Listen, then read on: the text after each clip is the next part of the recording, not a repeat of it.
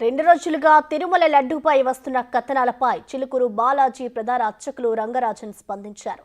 లడ్డూ ప్రసాదంలో ఆవు నెయ్యికి బదులు మరేదో పదార్థాన్ని వాడినట్టు వస్తున్న కథనాలు వాస్తవమే అన్నారు.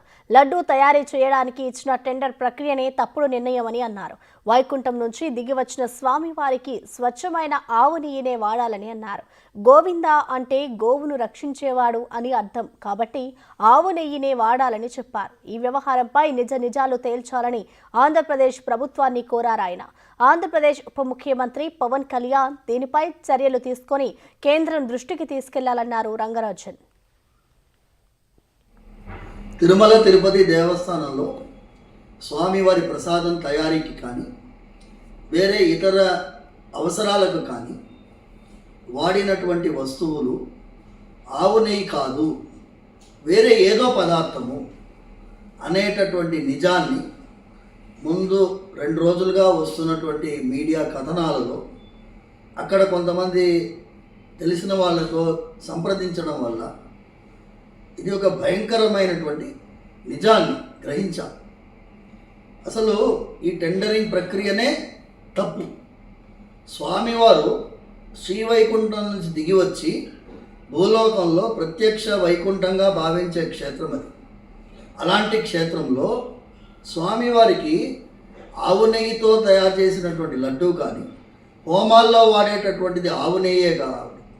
గోవింద అనే పేరు గోవుని రక్షించేవాడు అని గోవింద అని పేరు. అలాంటి పేరుకి మనం ఇవాళ రోజు ఏం చేస్తున్నాము అంటే ఆయనకి వాడేటటువంటి వస్తువుల్లో కూడా వేరే జంతు కళేబరాలతో తయారు చేసినటువంటి నూనెల్ని వాడుతున్నాము అంటే చాలా భయంకరమైనటువంటి నమ్మలేనటువంటి నిజంగా ఉంది. దీంట్లో నిజాలు తేల్చాలని అక్కడ ఆంధ్రప్రదేశ్ ప్రభుత్వాన్ని ముఖ్యంగా ఒక థర్డ్ పార్టీ ఎంక్వైరీ చేయాలని ప్రార్థిస్తాం. రెండవది పవన్ కళ్యాణ్ గారు, డిప్యూటీ చీఫ్ మినిస్టర్ గారు, ఉప ముఖ్యమంత్రి గారు ఇవాళ ఒకరోజు ముఖ్యమైనటువంటి స్టేట్మెంట్ రిలీజ్ చేశారు.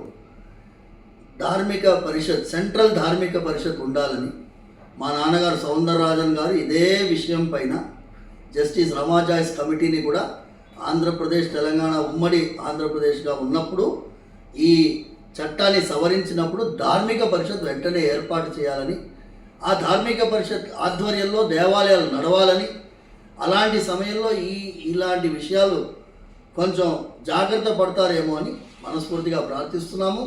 పవన్ కళ్యాణ్ గారిని ఈ విషయాన్ని సెంట్రల్ లెవెల్ తీసుకువెళ్ళాలని మనస్ఫూర్తిగా ప్రార్థిస్తాం. తిరుమల